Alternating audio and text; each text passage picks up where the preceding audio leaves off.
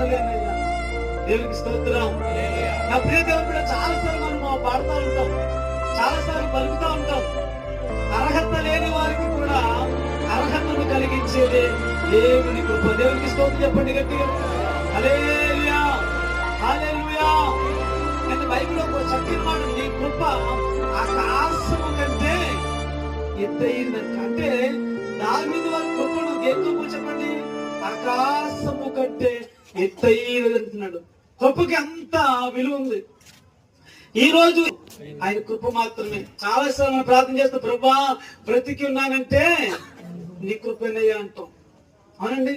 ఈ స్థితిలో ఉన్నానంటే, ఇంకా బ్రతికున్నానంటే నీ కృప.